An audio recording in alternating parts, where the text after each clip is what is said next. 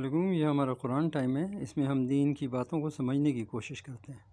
Transgender act پہ کیوں مذہبی جماعتیں خاموش ہیں اور کیوں وہ ٹرانسجینڈر ایکٹ بھی کیا ہے یہ بھی ذرا بتا دیں۔ بنیادی طور پہ جو ٹرانسجینڈر ایکٹ ہے نا، وہ تو میں سمجھتا ہوں کہ 75 سالہ پاکستان کی تاریخ کا سب سے بڑا کھلواڑ مذہبی جماعتوں کے ساتھ اور پاکستان کی عوام کے ساتھ ہو چکا، اور اس کے اندر بھی دکھ اور افسوس کی بات ہے کہ پیش کرنے والا نوید قمر، سپوکس پرسن شیریں مزاری، منظور کرنے والے یاس صادق، تینوں سیکولر پارٹی نے آنکھوں کے اوپر پٹی باندھ کے یہ ایکٹ پاس کیا۔ اب وہ کہتے ہیں کہ ہمارے ساتھ بھی ہاتھ ہو گیا۔ ٹرانسجینڈر جو لفظ تھا، لفظ ٹرانسجینڈر، اس کی اگر ٹرانسلیشن مخنث کی جائے، خواجہ سرا کی جائے، جس کو ہم کہتے ہیں خسرا، تو یہ بنیادی طور پہ ایڈریس اس طرح کیا گیا، پاکستان کو ایسے سمجھایا گیا کہ یہ صرف ان تین قسموں کو ڈیل کرے گا، مخنث کو، خواجہ سرا کو، یا ایسے لوگوں کو ڈیل کرے گا جو فزیکلی اب نارمل ہے یا فزیکلی وہ نارمل نہیں ہے۔ لیکن حقیقت میں ٹرانسجینڈر کی ٹرانسلیشن یہ نہیں تھی۔ ٹرانسجینڈر کا مطلب ہوتا ہے کہ جو بندہ چاہے پورا مرد ہو چاہے پوری عورت ہو، ایک مرد ہے، مکمل مرد ہے، فزیکلی بھی مرد ہے، اور وہ اس کے بچے بھی ہیں، وہ نادرا کے دفتر جائے اور جا کے کہ میں عورت فیل کر رہا ہوں، تو وہ اپنی جنس بدلوا سکتا ہے۔ اس ایکٹ کے اندر سب سے بڑی حامی جو دھوکہ دیا گیا وہ یہ تھا کہ یہ ایکٹ بن رہا ہے خواجہ سراؤں کی وراثت کے لیے، مخنثوں کی وراثت کے لیے۔ آپ بات سمجھیں کیا مطلب؟ کہ ایک مخنث ہے، اس کو بیٹے کا حصہ ملنا کہ بیٹی کا حصہ ملنا، یہ کیسے ڈیسائیڈ ہوگا؟ شو یہ کیا گیا کہ جو مرد کی طرف مائل ہے اس کو مرد لکھ دیا جائے تو اس کو وراثت میں مرد کا حصہ مل جائے گا، جو عورت کی طرف جسمانی اس کی ساری ساخت وغیرہ اس کو عورت لکھ دیا جائے تو اس کو عورت کا حصہ مل جائے گا۔ کہانی یہ بنائی گئی، لیکن حقیقت میں ان 4 سالوں میں ہوا کیا؟ آپ نادرا کا پورا ریکارڈ اٹھائیں اور عبد الرحمان صاحب ایڈوکیٹ جو اس آپ پٹیشن لے کے وفاقی شرعی عدالت میں گئے، آپ حیران رہ جائیں گے، وفاقی شرعی عدالت کا کورم نہیں پورا کرنے دیا جا رہا کہ کئی پٹیشن اس ایکٹ کو مسترد نہ کر دے۔ اتنے ظالم ہے یہ سیکولر لوگ، سیکولر پارٹیاں سب شامل ہیں، میں اور آپ اس جرم میں شامل نہیں، ہم نے ان کو ووٹ دیا۔ نادرا کی کیا رپورٹ آئی ہے کہ جو اصل مرد تھے نا، اصل، انہوں نے جا کے اپنے آپ کو عورت لکھوا لیا، جو اصل عورتیں تھیں انہوں نے اپنے آپ کو جا کے مرد لکھوا دیا۔ اب یہ مجھے بتائیں، عملے قوم لوط، یہ وہ ایکٹ ہے جو میں کہتا ہوں ابھی بیرونی کئی دنیا میں، ویسٹرن کئی مغربی ممالک میں یہ قبول نہیں ہو سکا، تو پاکستان میں تو نافذ ہو گیا۔ اور ایک جماعت کو میں خراج تحسین پیش کرتا ہوں جس کی طرف آپ نے بھی اشارہ کیا کہ سینیٹر مشتاق صاحب نے اب آواز لگائی کہ اس کو امینڈ کیا جائے۔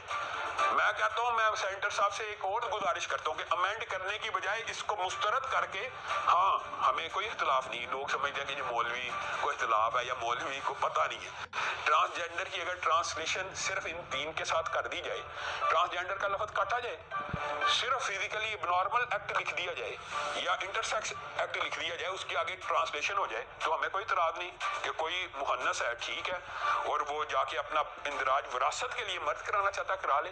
اور اگر اور دوسری اس کے اندر بڑی اہم بات ہے وہ یہ ہے کہ اس کے اندر تشخیص ذاتی ہے، یعنی میڈیکل بورڈ بھی نہیں ہے۔ ایکٹ کے اندر یہ لکھا ہے کہ کوئی بندہ، کوئی اصل میں یہ اینی اور اونلی کا فرق ہے۔ اینی پرسن، جب آپ ایکٹ میں یہ لکھتے ہیں نا اینی پرسن، کوئی بھی، تو اس کے اندر یہ نہیں ہو سکتا کہ عام مرد نہیں ہے تو عام عورت نہیں ہے۔ انہوں نے جان بوجھ کے یہ کیا۔ اینی پرسن سے مراد کوئی بھی مرد، کوئی بھی عورت جائے نادرا کو کہ میں آج سے عورت فیل کر رہا ہوں، تو اس کا میڈیکل بورڈ بھی نہیں بیٹھے گا اور وہ عورت لکھ کے آ جائے گا۔ اب مجھے بتائیں، ایک عورت لکھی گئی ہے، وہ کسی مرد سے شادی کر سکتی ہے کہ نہیں؟ پاکستان کے لاء میں کر سکتی ہے نا؟ یعنی حقیقت میں 2 مرد آپس میں شادی کر سکتے ہیں، حقیقت میں 2 عورتیں آپس میں شادی کر سکتی ہیں۔ یہ عملے قوم لوط ایسا عمل ہے کہ اللہ تعالیٰ نے پوری بستی الٹا دی تھی، پوری کی پوری بستی کو الٹا دیا۔ اور حضرت ابو بکر نے حضرت خالد بن ولید کو حکم دیا تھا، خلیفہ راشد، جب حضرت خالد بن ولید نے کہا میں ایک ایسی قوم پہ پہنچا ہوں جو ایسی برائی کرتی ہے، آپس میں ہم جنس پرست ہیں، تو حضرت ابو بکر نے لیٹر لکھا تھا کہ اس بستی کو ان بندوں سمیت آگ لگا دو۔ اور صحابہ کا آپس میں آگ کے عذاب کے بارے میں اختلاف تھا کہ آگ کا عذاب مخلوق کو نہیں دینا چاہیے، اللہ کی شان ہے، لیکن اس عمل کے اوپر حضرت علی نے کہا میں حضرت ابو بکر کی سنت کو زندہ کرتا ہوں، ہم جنس پرست کو آگ لگا دی جائے۔ تو ہمارے معاشرے کے اندر آپ یہ بات بتائیں، میں تو یہ کہتا ہوں، میں پہلے کہتا ہوں، مسجد کا کوئی مولوی ہو اس عمل میں ملوث ہو، یا ڈیفینس کا کوئی انکل یا آنٹی اس عمل میں ملوث ہو، اس کی شرعی سزا ہے مینار پاکستان میں سولی پہ لٹکا دیے جائے۔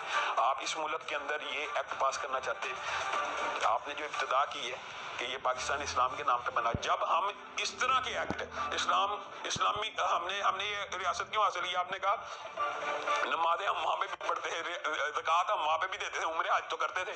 अल्लाह की रियासत ली क्यों? फ़ायदा क्या हुआ?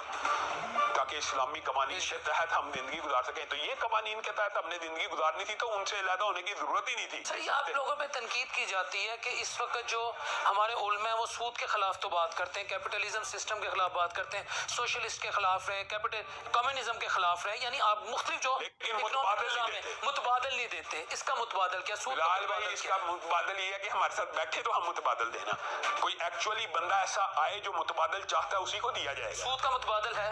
मैं कहता हूँ कि सूद की इस्लामी मईशत में गुंजाइश ही नहीं है। जिस मईशत में अब मैं ये जो बात कर रहा हूँ ये बड़ी अहम है, जो हो सकता है कई लोगों को चुप। जिस मईशत में टैक्स की इजाजत ना हो उसमें सूद की हो सकती है? इस्लामी मईशत में टैक्स की इजाजत नहीं। रसूलुल्लाह सल्लल्लाहु अलैहि वसल्लम ने कहा जो साहिब मक्स आदमी है, सही हदीस है, उसको कल क़यामत के दिन अल्लाह माफ नहीं करेगा। इसका मतलब है इस्लामी मईशत कुछ और बुनियादों के ऊपर खड़ी होती है। अब वो भी सुन लें, एक इब्तिदाई खदोआत, इस्लामी मईशत बुनियादी तौर पे सब्सिडाइज नहीं होती। लोग ये समझते हैं जी इस्लामी मईशत का बुनियादी निज़ाम है सब्सिडी कर दो, ज़कात सिस्टम है। सब्सिडी और ज़कात सिस्टम सिर्फ मुस्तहिक अफराद के लिए, आपके और मेरे लिए सब्सिडाइज सिस्टम नहीं है। वो क्या है? हमें हुकूमत कास्ट टू कास्ट पानी दे, हमें हुकूमत कास्ट टू कास्ट बिजली दे, हमें हुकूमत कास्ट टू कास्ट सुई गैस दे। फिर इस्लामी रियासत का एक फलसफा ये है, ये समझ लें कि जब आप अपने अवाम से पैसा नहीं ना कमाते, इस्लामी रियासत अवाम से पैसा नहीं कमाती, अवाम जो पैदावार करती है उससे पैसा कमाती है। ज़कात नहीं, ज़कात उशर एक पैदावार है, लेकिन अवाम, मिसाल देना सनती तौर के ऊपर, मैं आपको कोई मिसाल देता हूँ। अगर पाकिस्तान में जितने की बिजली कॉस्ट करती है हमें मिल जाए, पेट्रोल कॉस्ट करता है मिल जाए, गैस कॉस्ट करती है मिल जाए, पानी, तो क्या पाकिस्तान की प्रोडक्शन नहीं बढ़ेगी? पाकिस्तानी क्या चीज़ें पैदा नहीं कर सकते? कोई चाइना कोई आसमान से उतरा हुआ है? चाइना ने ये मॉडल इस्लामी मईशत का सिर्फ एक मॉडल चुना है कि अवाम से कमाना नहीं, तो अवाम ने कमा के दे दिया। एट लास्ट वो जो जितना उनका माल बाहर जा रहा है वो हुकूमत ही के खाते में फंड्स के जरिए वापस आता है। तो ये सब्सिडाइज दूर है, ये अवाम को पड़ते के ऊपर, इसको कहते हैं पड़ते के ऊपर देना। अगर इस्लामी मईशत में कमाई अवाम से नहीं है, मैं आपको ये फैक्ट बता रहा हूँ, और ना अवाम से, अवाम की प्रोडक्शन से है, अवाम की प्रोडक्शन से, अवाम की प्रोडक्शन है। अवाम, हर बंदा रियासत का कारकुन होता है। इस्लामी मईशत में इश्तराकियत की थोड़ी सी बातें इससे मैच करती थी, तो इसी वजह से उलमा आपको पता है इश्तराकियत की तरफ माइल हुए। इस्लाम में हर रियासत का फर्द बुनियादी तौर पर रियासत का कारकुन होता है, मुआशी तौर पर भी। उसने जो पैदा करना है रियासत ने उसको फैसिलिटी दी है, समझ आ गया। तो वो पैदावार किसने बेचनी है? बिलाहर और रियासत के हाथ से ही बिकनी है। ठीक है। अच्छा, इस वक्त जो हालात है महंगाई के, पॉलिटिकल पोलराइजेशन बहुत है, कोई किसी को गद्दार करे, कोई किसी को चोर करे, हम इसकी फेवर में नहीं है।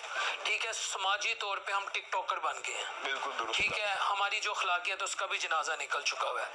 अब वो खानदान जिनकी आज भी अपनी जड़ें इस्लाम से जुड़ी हैं, मैं उनके मुतालिक एक फतवा लेना चाह रहा हूँ। वो इस वक्त इस हद तक बेबस हो चुके हैं कि वो अपनी बेसिक नीड्स पूरी नहीं कर पाते। ऐसी फैमिलीज मजबूरन जब अपनी बेटियों को बाहर भेजते हैं कि आप जॉब्स करें, अपनी जोजाओं को भेजते हैं आप जॉब्स करें, और उनको जब वहाँ मुख्तलिफ मसाइल का सामना करना पड़ता है तो वो फैमिलियाँ कहाँ जाएं? लाल भाई, ये बड़े अफसोस की बात है, और ये इस्लामी निज़ाम मईशत के अंदर ये आपने जो बात की है, पूरे का पूरा अगर निज़ाम हो तो इस तरह की नौबत ना है। लेकिन अब आपने चूंकि फतवे के तौर पे बात की है, तो इस्लामी रियासत के अंदर औरत को वो काम करने की इजाज़त है कि जिससे औरत का पर्दा महफूज हो। मसलन एक औरत डॉक्टर बनेगी, वो बल्कि फ़र्ज है, बात फुक़हा ने लिखा, क्योंकि वो अगर डॉक्टर नहीं बनेगी तो मुसलमान बेटी का पर्दा महफूज नहीं रहेगा। एग्जैक्टली। अगर वो टीचर नहीं बनेगी, मुसलमान बच्चियों का पर्दा महफूज नहीं रहेगा। तो ये जो शोबे हैं, ये तो यानी ये तो एक ऐसा फैक्ट है कि जिसको हर मुसलमान आलम भी मानता, गैर आलम भी मानता है कि औरत इन पेशों में जाएगी, बल्कि जरूर स्किल हासिल करेगी ताकि दीगर औरतें उनके पर्दे महफूज रहें। लेकिन कुछ पेशे ऐसे हैं जिनमें औरतों को नहीं जाना चाहिए, ऐसे भी हैं। लेकिन हम अगर ये समझें कि वो मजबूरी के तहत या बेरोजगारी के तहत वो इन पेशों में चले जाते हैं, तो हम ये समझते हैं कि अल्लाह ताला की खौफ से अगर वो ये पेशे छोड़ेंगे, अल्लाह ताला उनको बेहतर सब्स्टिट्यूट जरूर देगा। और लास्ट क्वेश्चन, इस वक्त आप आलमे दीन हैं, आप हर रंग के बंदे से मिलते हैं, डिफरेंट क्लासेस ऑफ सोसाइटी आपके पास आती हैं, 50,000, 60,000, 70,000, میں ایون کہ کہتا ہوں 1 لاکھ میں کیا ایک رسپیکٹیبل لفظ ہے رسپیکٹیبل لیونگ سٹینڈرڈ، ایک middle class upper middle class, اس طرح کے جو سفید پوش لوگ ہیں جنہوں نے بچے بھی پڑھانے ہیں، علاج بھی کروانا ہے، جن کے زندگی کے بہت سارے معاملات ہیں، پیٹرول بھی ڈلوانا ہے، بجلی کے بل بھی دینے ہیں، کیا 1 لاکھ میں گزارا ہو سکتا؟ بالکل نہیں ہو سکتا. ایک عزت اور احترام کے ساتھ 1 لاکھ روپے میں جو بھی بندہ آج گزارا کرے گا، مہنگائی کی جو شرح ہے، میں تو یہ کہتا ہوں آپ نے تو 1 لاکھ بات کی ہے، بیچارے 25-25 30 ہزار والے تو رو رہے ہیں، تو 1 لاکھ والوں کا بھی یہی اور حال ہے. اگر وہ مجبوری میں کوئی ناجائز کام کرے اس کا ذمہ دار حکمران ہوں گے. ظاہر ہے وہ تو ریاست ذمہ دار ہوتی ہے، فیسیلیٹیٹ اور اکاموڈیٹ ریاست نہیں عوام کو کرنا ہوتا ہے. یہ بات تو آپ نے فیکٹ کی ہے. رسول اللہ صلی اللہ علیہ وسلم کی حدیث کے علاوہ حضرت عمر کا قول معروف ہے کہ اگر فرات کنارے ایک کتا بھی بھوک اور پیاس سے مر جائے گا تو عمر ذمہ دار ہے. اس کا مطلب یہ نہیں تھا کہ کتا مرنے کا ذمہ دار ہے، بنیادی طور پہ یہ ایک استعارہ تھا کہ اگر ریاست کا کوئی فرد بھوک سے مر گیا تو عمر ذمہ دار ہے، چاہے فرات کا ہو چاہے نیل کا، تو یہ ریاست ذمہ دار ہے. ویورز ریاست ذمہ دار ہے. علامہ شام علیہ ظہیر صاحب کی آپ نے ڈسکشن سنی ہے. ڈسکشن کا جسٹ یہی ہے کہ ریاست کو بھی ذمہ داری لینی ہے اور عوام میں بھی شعور آنا چاہیے. یہ عالم کو، مفتی کو، ممبر رسول پہ بیٹھے مولوی کو تو مسٹر پرفیکٹ دیکھنا چاہتے ہیں، لیکن جن لوگوں کو یہ اقتدار میں لاتے ہیں ان کی کریڈیبلٹی، ان کا پرسنل کنڈکٹ کتنا تگڑا ہے، یہ بات بڑی ویلڈ ہے. اور سب سے بڑھ کر جو لوگ اس وقت اقتدار میں ہیں وہ اسلام کے لیے کیا کر رہے ہیں اور مغرب کے لیے کیا کر رہے ہیں، یہ بھی ہمیں سوچنا ہے. کیونکہ ملک ہم نے کلمے کے نام پہ لیا اور کام کچھ اور ہو گیا، اور بہت ہی زبردست الٹا کام ہوا.